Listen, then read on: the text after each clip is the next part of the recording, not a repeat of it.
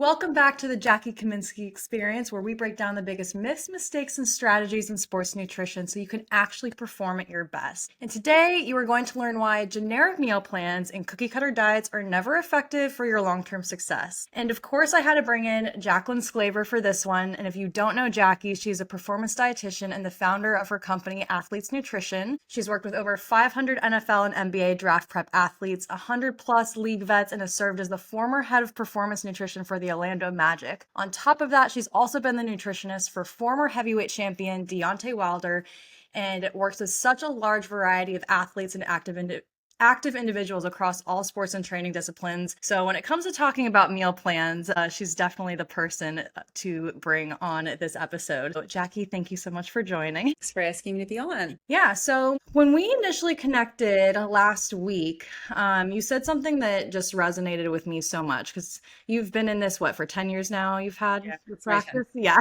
Which is so awesome. I'm year 5, like I told you. So I was reaching out to kind of just get some advice. And something that you said that resonated with me so much was that when you work with your clients, they don't come back. And obviously, not people who are going to be clients, but anyone who's listening who's a practitioner. If you work with anyone in business, they're telling you, like, okay, we got to get someone in a funnel. And how do you get repeat clients and get them to stay and have them stick with you for long term? And it's just like, to your point, you're like, well, my plans, they're so effective that they don't need me again after they work with me, which is definitely something that I pride myself in, is that, like, my clients, after they work with me, they should have enough knowledge and we should have completed everything that we needed to in the time frame working together. But based on your experience and everyone that you've worked with, where do you see most athletes or active individuals kind of go wrong when it comes to figuring out how to do their diet or selecting a meal plan? Well, I think in like the crowded social media space, I mean, things have changed so much over 10 years, but I think one of the biggest problems now is that we have this overcrowding of like what's real and what's not real, and people are being influenced literally every day. And they don't even know where to start. So if you didn't know where to start before, now your head's spinning in circles. So I think the biggest problem when people come to me is like they're just following a fad or a trend or something that they heard an influencer say that might not actually have any scientific background. And so they're kind of lost in that. Listen, let's be real. Sometimes you do see physical results if you're eliminating whole food groups or, because they've just been restrictive in a certain way or made that change. And so they accredit it to that diet. And it's like, no, that's not really it. Yeah. And then the other part's accountability. And so one thing you mentioned is like, yeah, if I do my job right, the lifetime of my client isn't very long because they should be knowing what they're doing, but accountability falls off. So sometimes, and I try to remind my clients this, like, it's not a bad thing that you have to come back a year later.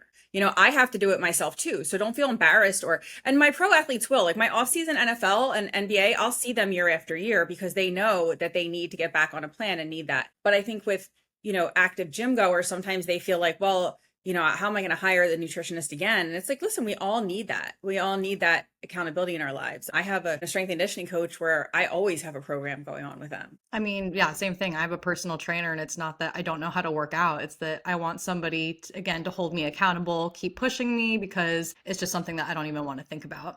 Exactly.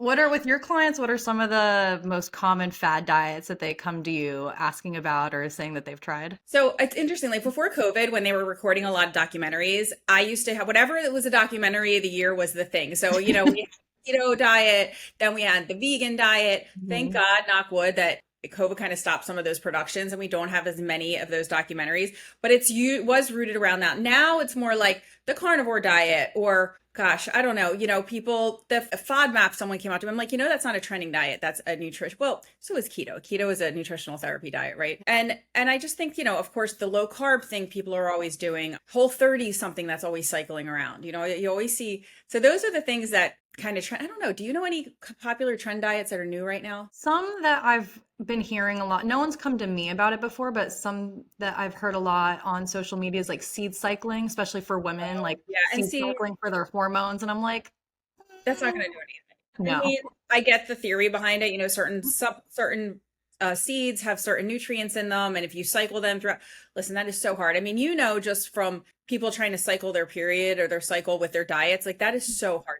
It's just not, we don't have enough evidence and the minutiae of that. Like, let's get basics down first. You know what I mean? It's so hard to even think about those things. 100%. Are you getting anyone that's coming to you? Because like now ChatGPT is a thing and everyone's just like, oh, well, I can just make a plan off of ChatGPT. Have you ever had anyone come and talk to you about that? No, but I will warn you this because, I use ChatGPT as a tool. 90% of the time it's wrong. I mean, it's a great backbone, but you really have to know the facts, especially when it comes to macros and things. I will say to you, like give me a couple meal ideas with 36 grams of protein, 60 carbs, and it'll give me meal ideas. And I'm like, and I tell it, no, that doesn't have enough protein. And I'll be like, oh, you're right. It doesn't. And this is how to change it. So if you don't know any better, you have a 90% chance that that diet is not going to be what you think it is. So I really warn people that you have to still know what you're doing when you use ChatGPT. So I haven't had anybody fully curate their own diets on there, but I do not recommend it at all. I mean, yeah, to your point, I've used it as a tool, like especially when I'm trying to conduct some research and it'll suggest certain things, but I have the background and the knowledge to know like, okay, that's inaccurate or like, that's not enough. But I think, yeah, anyone looking to, because I have people say that all the time. They're like, oh, I'll just build it on ChatGPT. And I'm like, well, you don't even know what to prompt it correctly or how, if it's Right. giving you the correct information. The prompting is really important too, like understanding that you're saying like what do you need in your diet? You still have to know, I need this amount of fiber, I need to eat this time of day, I need to eat before training this much. If you don't know that, ChatGPT is not just going to know. No, 100%. So for you in your practice, because I mean, obviously you're also a dietitian, what are additional things that you look at for your clients to create that personalized plan to make it more effective? And one of the things I really pride myself on is that I take a really deep dive into someone's life because if I'm going to create a lifestyle, because it's not a diet, right? If I'm creating a lifestyle for them, I have to know their life and how to fit it in because I don't want to cause too many rifts. So I'm really looking at everything and I take a huge holistic approach to it. So I want to know, how's your sleep patterns? How's your gut health? How's your family life? Are you being supported at home with this? Where's your big sticking points? Like, can you eat in the office? Can you take food with you? Are you embarrassed to tell your friends when you're out to eat that you are on a diet? And not, some people don't even want to like order differently off a menu. So everyone's a little different. And so I do take a holistic approach to it. Stress levels. Sometimes we're doing meditation. But I think the number one thing to make it personalized is understanding that person's life.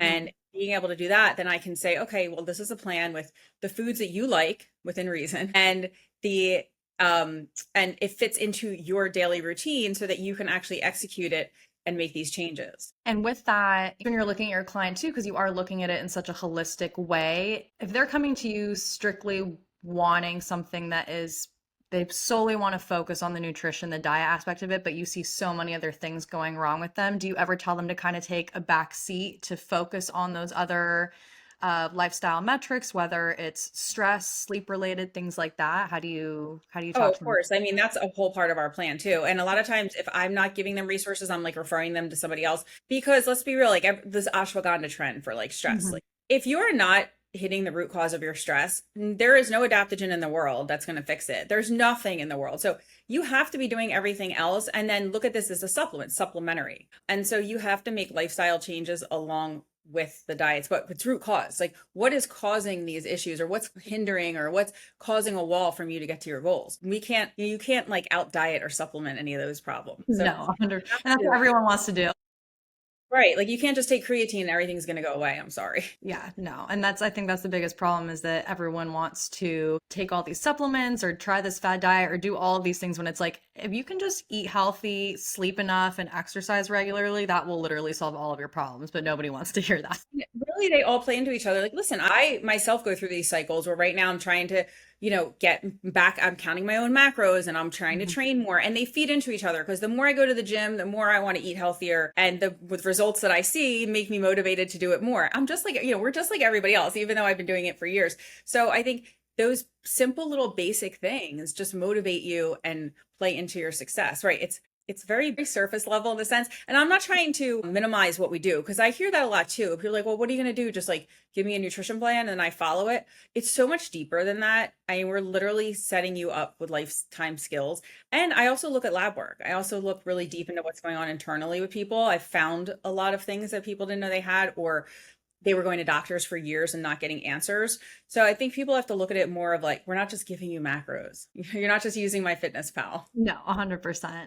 But kind of going back to the macros and the calories, because this is something, with my clients, they're like, are you going to make me count calories and macros? And I'm like, no, not necessarily. If you're following my plans, I'm doing all the thinking for you. If you just follow it, you'll be getting what you need. But I do think there is still an argument because, like you said, for you and even myself, if there's a certain goal I'm trying to reach, I have to know exactly what my intake is. So, what's kind of your take on tracking calories and macros for specific outcomes? I mean, I tell everybody that they're going to have to in the beginning. You have to because you have to know what's going into your body, unless they have like a disordered eating background. But if they don't, I can't help you if I don't know what you're eating either. So I need to see what's going into your body so I can make the changes, but you need to know what you're eating. I don't want to, I mean, if you want me to just tell you, then you'll be my client the rest of my life, right? So it's a very eye-opening experience when you realize that avocado is not a protein. And by the way, I have avocado like calories, and there's 20 nuts are also 200 calories, and that tablespoon of peanut butter is actually 4. And so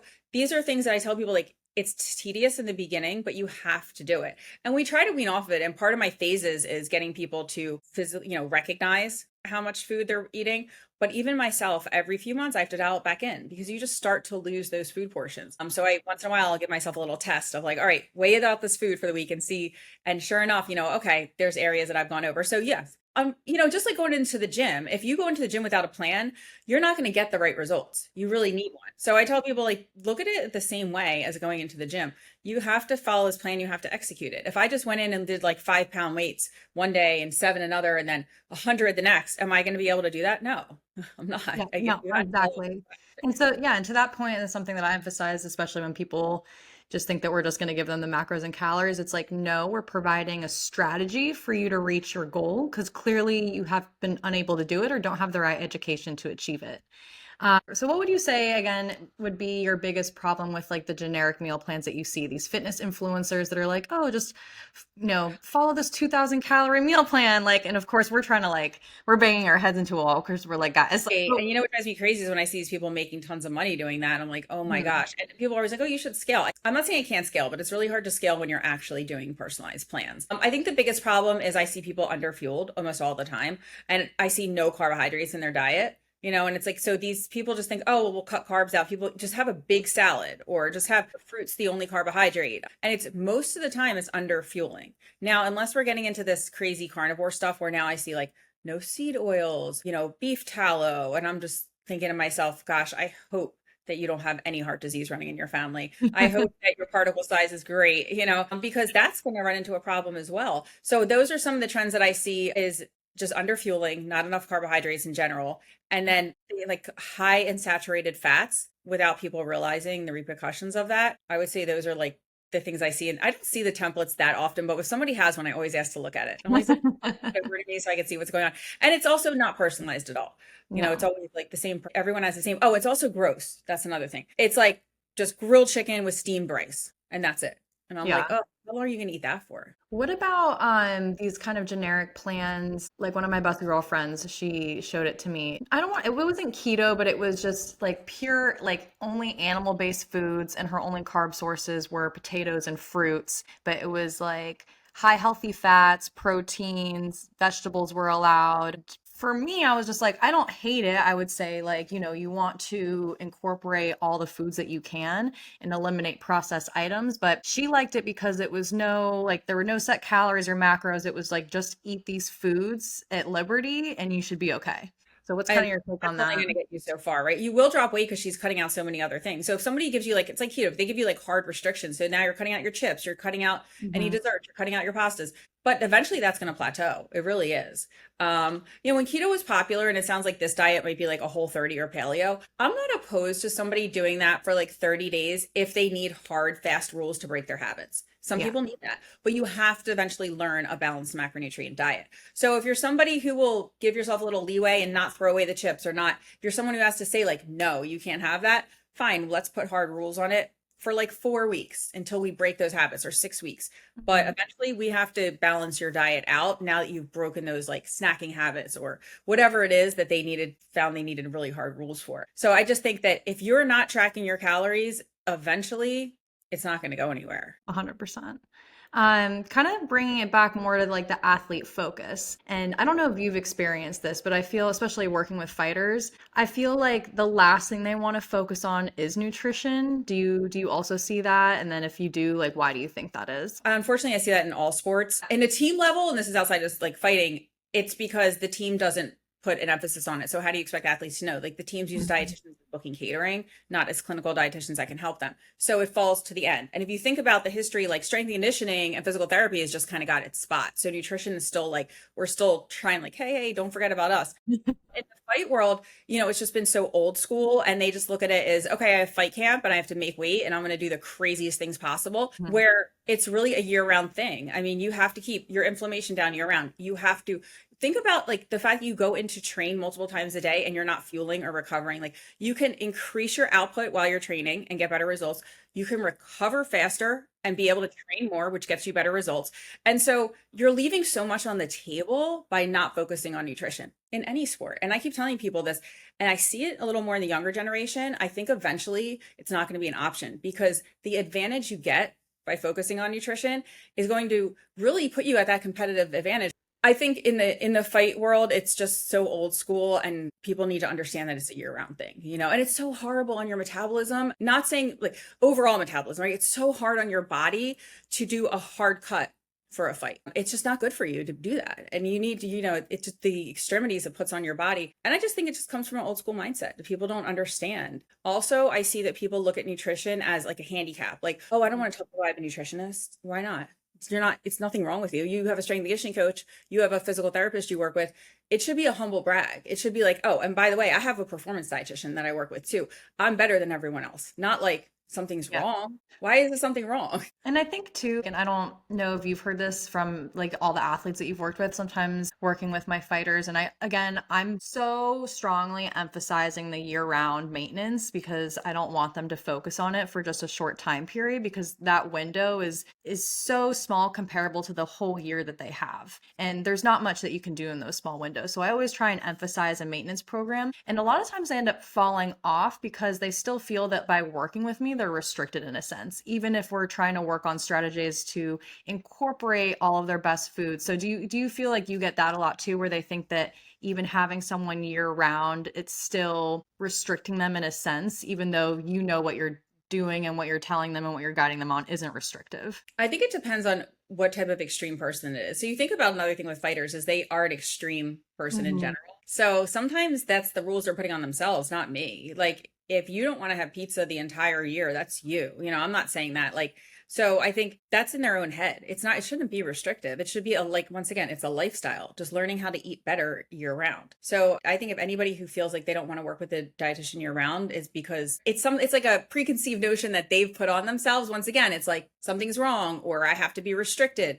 That's not true. No, we're just teaching you how to eat better. And there's so many ways, so many cooking methods nowadays where you can have the foods you love. Even if it's chicken and waffles, we can make that and we can make it healthy. We can make wings healthy. Unless you have a dairy allergy, we can do a pizza. It's not like you can't have that. So I think it's just a restriction they put on themselves. No, I agree. So for you, when you're building your performance plans for your athletes, like how do you structure your plans? And for you, what do you see the most effective and why they work? I give them a blueprint from like hour to hour. When you wake up, when you go to bed, what's your schedule look like? Because athletes are very structured and they need that. They need, if you think about it at a team level, like they have a schedule they're looking at, like bus this time, court this time, or field this time, or, training, strength and conditioning now. So I just build the nutrition into it. So it's like an hour by hour, and then they just follow it. I try to make it as easy as possible to execute, because if it's not easy, it's not going to get done. And I find that really works the best is that they have major structure. And usually I'll work with a chef or somebody who's doing meal prep, which is really helpful. And then kind of fill in the blanks with the things that they need to do in between or that they need to pack with them or that they need to look for. So I think the most successful thing is just giving them that like 7 o'clock this, 8 o'clock that, 9 o'clock. I mean, not every hour, but you know what I'm saying? Like Yeah. 45 minutes, just like you go into the therapy table at, 1 hour 2. Okay. And that 1 hour 2, you're going to have this pre-snack. and it's just methodical. And generic plans definitely don't do that for you because they don't know your schedule. And while we're on the topic, I want to just talk about, I see a lot of chefs, performance chefs nowadays that are not RDs or dietitians at all, trying to fill that gap. We're saying like, oh, I'll do blood testing for you, which is like not really blood testing. They're doing like, it's just a very generic thing. And they're kind of trying to play the role of what we do. And it's not the same. I hate to say it. I'm not trying to like put anyone down, but it's just not the same. First of all, I know you cannot be an amazing performance chef and amazing dietitian because they are two huge roles that take up a lot of time. And they're just not, you haven't gone to school for this for years. You don't understand the science behind it. Like you can listen and read and whatever all you want, but they really need to be working with a dietitian. And so what I see a lot of times is, high level athletes that are like, well, I have a chef. Okay. And what? Like your chef's making the food, but that's not enough. You don't want me cooking for you, just like you don't want your chef being a diet. So I feel like when we're talking about like more generic plans, that's what I think about. I think about a chef trying to fit macros of an old plan that an athlete had, or a chef trying to do what they read online or something. I'm making them healthy food. Well, what does that mean? No, 100%. And I'm so glad that you brought that up too, because the amount of athletes that I've worked with that have also said that they have a chef, and I look at what they make them and they'll do 2.5 hour training session. And then afterwards, all they're getting fed is, one, not enough protein. So they'll have a protein source and then it's just a big giant salad. And I'm like, okay, well, where are the recovery carbs? You have a strength conditioning session later that evening. And he's like, and then they only make them those, 2 meals a day. So they have a breakfast and a dinner and that's it. Right. And like in that 2.5 hour session, is your chef coming in to give you, refueling you with carbs at some point and figuring out what carbs do you digest best and what works best for you and how you feel when you're rolling on that mat? I bet your chef's not doing that. No, no. And yeah, I'm really glad you brought that up because I have so many people, especially in the fighting space, that are like they say we have performance chefs. And, I keep emphasizing the same thing. I'm like you, I'm like, and like, are they providing the structure? Are they evaluating your needs? Are they understanding what your training demands are, what energy is needed to go through that session, what your recovery demands are? Are they building the meals like that? Are they putting very specific foods to help with those things? And more often than not, the answer is always no. I think if somebody has like in the rare, which I've never seen, and I've worked with so many athletes and chefs, in the rare situation, somebody has a chef RD that's a private person just with them, I could see that working. But I actually have never seen that, to be honest with you. And I think that the chefs are too busy to even, they don't have like the education that we have in it. So the other thing is, and I do work with a ton of chefs, a lot of times chefs will tell me, yes, I understand macros. And then like a week or two into it, I'm like, okay, you don't really understand macros. And I've taught so many chefs. I've actually, some of my best friends now are chefs I've worked with because I have such a close relationship with them. So I don't want chefs to feel like I'm putting them down. I just feel like for me, I work so hard and I want so much trust from my athletes. And one of the areas that things seem to get like a little twisted is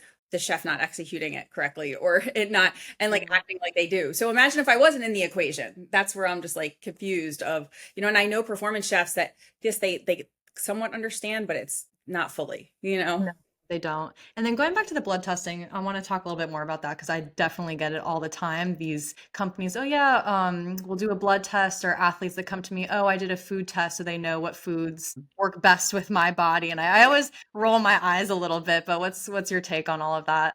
So, here's the unfortunate part. Like me and you are honest and we love what we do. We want to take care of our athletes. So we're not selling them BS. Food sensitivity testing is BS. Like I could say to anybody, oh, work with me and we'll do a food sensitivity test. But unfortunately, they're inaccurate because the foods that come up with sensitivities, like basically your body creates mediators to the foods that you eat a lot. And antibodies. And so most of the foods you eat a lot are going to come up high and you're going to be like, oh, wow, all the foods that I love are foods I shouldn't be eating. No, that's not the case. We do not want to do food sensitivity testing because there is no validity behind them. Allergy, sure. If we do a food allergy test and things come up, we need to avoid them. And so I think that's the food allergy. Okay. Food sensitivity. That's just somebody selling you something like shiny because they don't really know how to, how do we find out if something's wrong with the foods you're eating? Well, I'm going to talk to you. I'm going to find out how you feel. How's your stomach? How's your joints? How's your recovery?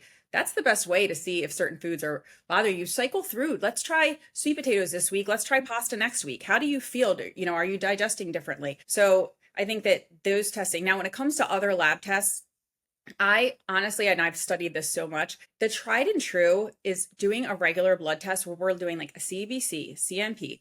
I do like anemia panel. I do creatine kinase, GGT, thyroid, sex hormones, and I run through inflammation panels. I do all of that. That's going to give me the best insight into what's going on in their body. And I could see nutrient deficiencies that way. We don't need these extracellular nutrient things that they're doing that give us a printed out algorithm that we can really do nothing with. I'm going to be honest with you. I used to use them and I don't anymore because I'm like, what am I doing with this? This is like a generic algorithm they're printing out. I don't really see the levels. I don't understand.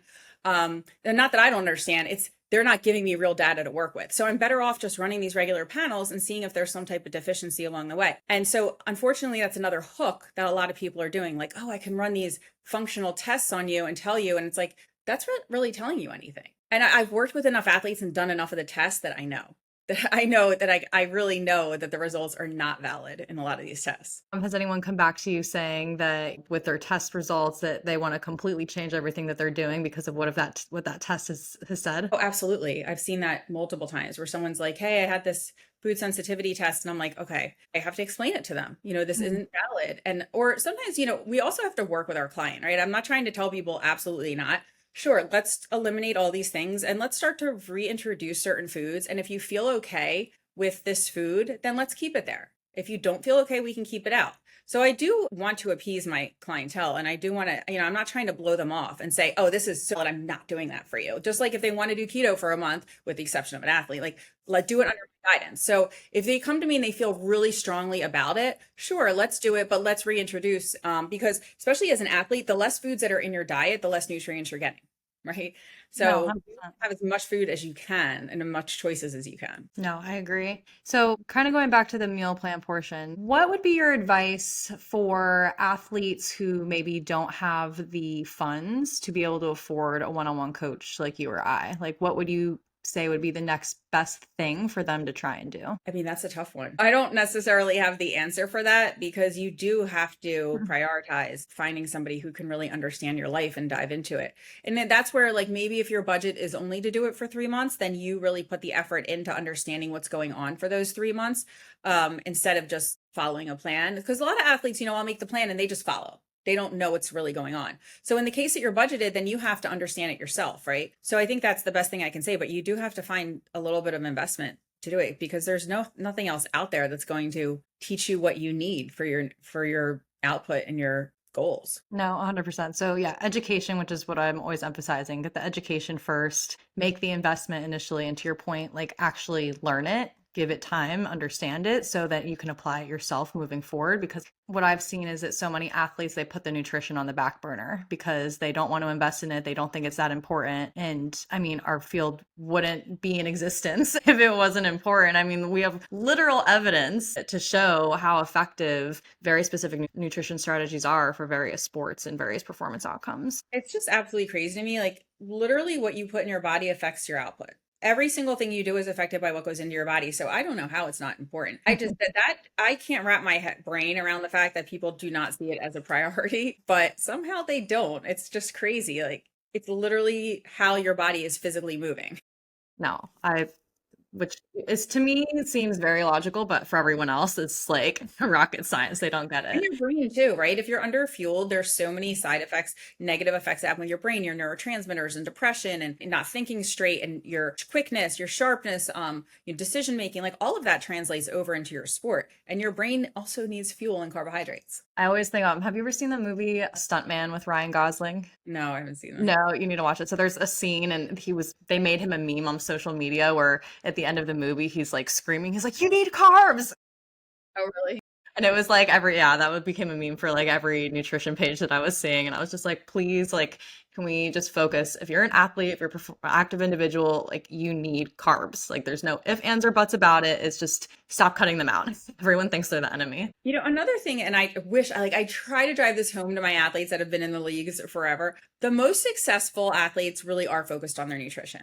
They really are, and they just don't talk about it enough. And they might not fully know what they're doing. Like I just saw, this is my second time seeing a video with LeBron where he's saying like, oh, I don't eat before I go into training. I'm like, and then he talks about the fruit he has before he goes into training. Well, you are eating. Or he says, I don't have any carbs. Then he's like eating a banana. So he might not know really, but somebody's, running what's going on with his show over there. I mean, it's not optimal, but whatever. People are like, well, LeBron doesn't do it. But then you do like you look at Russell Wilson says he puts a ton of money into his nutrition too. I've worked with athletes who have been in different leagues to the max, like 10 years in the NFL, 15 years in the NBA. Why? How did they get that far? Because they have been focused on everything, including their nutrition.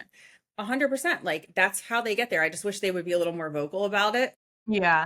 But if you really take the top athletes, I mean, they've focused at some point on what's going into their body for sure. What about because you mentioned LeBron James, what about somebody like Tom Brady? You know, he put a Yeah. whole book out with his diet. What do you have you Yeah. ever worked with him or, you know, people that follow his diet? Well, first of all, his diet that is in that book is, there's a little bit, it's salesy too. It's not Mhm. 100%. I think it's the backbone of what he did for years, but I've never worked with him, but I know I did work with some people on the Bucks when he was there. So I don't know how strict his diet is to that, but I think it's the backbone of what he does. And yes, for sure, that's how you stay in those positions for that long. I have worked with top quarterbacks and I will tell you that they care about everything that goes into their body. They really do. And that's how they stay in those positions for so many years and take care of themselves. So he should be a great example of what you should be doing. And I think he was for a lot of people. It's a little extreme in that book, but part of it is the sales too. No, and that's essentially the sales is what's going to capture people and make them want to do the exact same diet. So to kind of start wrapping things up, what would be kind of like your main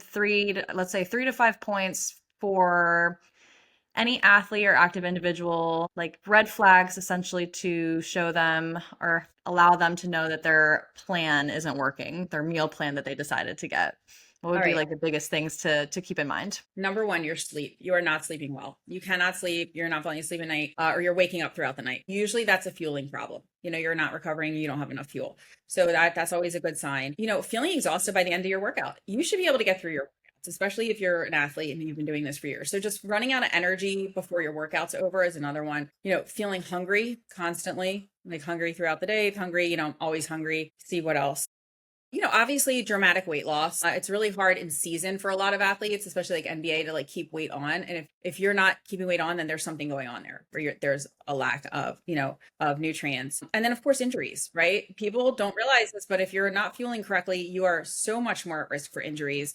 And I don't want to say prevent, but we can mitigate injuries, with proper nutrition. So if you're constantly getting injured, 100% there's a problem going on there with your nutrition. No, that's awesome. Well, if anyone wants to be able to find you, work with you, what are where places that they can follow you? Like put all your plugins in. My company is Athletes Nutrition. It's spelled ATHLEATS, like eat. So my Instagram's Athletes Nutrition. My website is Athletes Nutrition. You can book, a complimentary discovery call with us on that site. And then try to put out educational information with social media. I try to keep up as much as I can. So yeah, check it out. And if you have I always tell people, if there's anything you want to learn about, give me ideas. I'm happy. I always could use ideas for reels. I'm going to start to do some YouTube. So hit me up on there and yeah. Love it.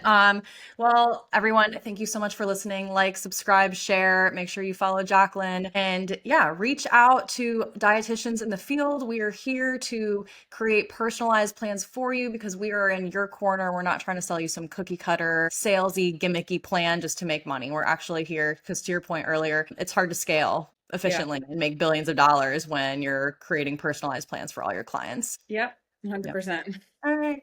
Well, thank you so much.